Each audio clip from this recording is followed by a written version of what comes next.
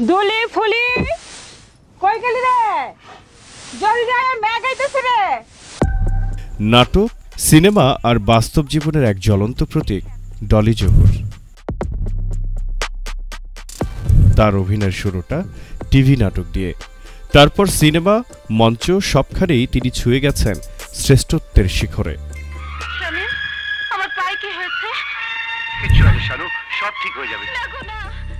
শুরুটা হয়েছিল হুমায়ুন আহমেদের গল্পে মোস্তাফিজুর রহমান পরিচালিত শঙ্খনীল কারাগার সিনেমা দিয়ে। চকলেট কে এনেছে আপা? আমার আরেকজন বাবা আছে।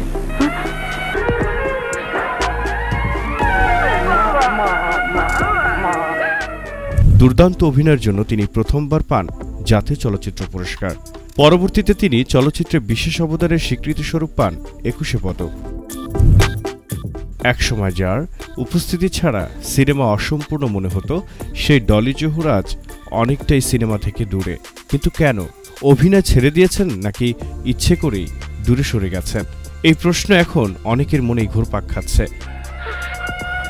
তুই আমাকে আটকে দিস না, যেতে দে।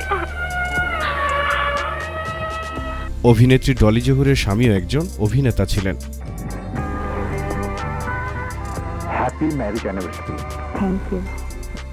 ডলি জহুরের জীবনে আরেকটি বড় ধাক্কা আসে যখন তার স্বামী নাট্যকার জহুরুল ইসলাম মারা যান। একমাত্র ছেলে তার স্ত্রী সন্তানকে নিয়ে অস্ট্রেলিয়া প্রবাসী। শুধুমাত্র দেশের প্রতি, দেশের মানুষের প্রতি এবং অভিনয়ের প্রতি পরম ভালো লাগা ভালোবাসার কারণেই ডলি জহুর দেশে থাকতেই স্বাচ্ছন্দ্য বোধ করেন। আল্লাহ তো উপর থেকে বলে না যে আমি তোকে ভালোবাসি, এই মানুষের মাধ্যমেই বলে আমাকে ভালোবাসি। আল্লাহ আমাকে ভালোবাসি বলে মানুষ ভালোবাসে। আমি তার কাছে অনেক কৃতজ্ঞ। আমি পাওয়ার যোগ্য কিনা সেটা বড় কথা না, আমি যে পেয়েছি এটা আল্লাহ দিয়েছে বলে আমি পেয়েছি। এক দশকের বেশি সময় আগে সিনেমা থেকে সরে আসা এই অভিনেত্রী জানালেন আক্ষেপের কথা। অনেক সিনেমায় তাকে ঠিকমতো দেয়া হতো না পারিশ্রমিক। তিনি পরিচালকদের কাছে এখনো পাওনা ৩৪ লাখ টাকা। ৩৪ লাখ টাকা ফিল্মে রেখে আসছি, মার পাট করে পয়সা কম পাই আমরা, রেমুনেশন তো হিরো হিরোইনের মতো পাই না। পুরো শ্বশুরের হাতে বাজারের থলি ধরিয়ে দিয়ে দুপুর রাতে বাজার করতে পাঠানোর নাম সম্মান? মৃত্যুর আগে তার স্বামী যখন ক্যান্সারে আক্রান্ত হয়, সেই সময়ে পরিচালকদের কাছ থেকে নিজের পাওনা টাকা পাননি তিনি।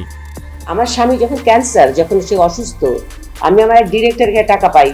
প্রমাণ হওয়ার পর যে ক্যান্সার, আমি কেঁদে কেঁদে তাকে বলছি যে যদি ইন্ডাস্ট্রি থেকে আমাকে কিছু টাকা তুলে দেন, আমি ওকে নিয়ে ব্যাংককে যাব, আমার পাওনা টাকা। সেই সময়টাতে অনেক কষ্ট করেছিলেন পাওনা টাকা তোলার জন্য, কিন্তু কেউই টাকা পরিশোধ করেননি। এই ঘটনার পর তার জীবন ও মানসিক জগতে আসে বড় পরিবর্তন। যাকে বললাম আর কি, মানে দায়িত্ব দিলাম যে আপনি ওর কাছ থেকে চেয়ে দেন আর আপনার কাছেও পাই, সে তো আর যোগাযোগ করেই নাই, তার টাকা তো দেয় নাই, অন্য কারোর টাকাও না পাই, পয়সা আমি ইন্ডাস্ট্রি থেকে পাইনি। আক্ষেপ করে ডলি জহুর জানান, যাদের কাছে তিনি টাকা পেতেন তাদের মধ্যে কেউ কেউ বেঁচে নেই, আবার কেউ কেউ খুবই অসুস্থ। তাই এই টাকার আশা ছেড়ে দিয়েছেন ডলি জহুর এবং তাদের নাম প্রকাশ করে অসম্মান করেননি কখনো। আপনি ওর কাছ থেকে চেয়ে দেন আর আপনার কাছেও পাই, সে তো আর যোগাযোগ করেই নাই, তার টাকা তো দেয় নাই, অন্য কারোর টাকাও না পাই, পয়সা আমি ইন্ডাস্ট্রি থেকে পাইনি। কেউ ওই কথা বলেনি যে আমি 10,000 টাকা ডলিকে নিয়ে দিয়ে আসি। ডলি জহুর সিনেমা বন্ধ করেছেন, কিন্তু দর্শকের হৃদয়ে তার উপস্থিতি চিরকালে। তিনি অভিনয় ছাড়লেও রেখে গেছেন অসংখ্য স্মরণীয় চরিত্র আর মুগ্ধতার গল্প। পাগল, এইসব কথা কইস না। ও যে বড় দেওয়ান সাহেবের ছেলে খসরু, খবরদার ওর সামনে কিন্তু বেশ আমালে চলাফেরা করবি না। বৌমা, বৌমা, বাবা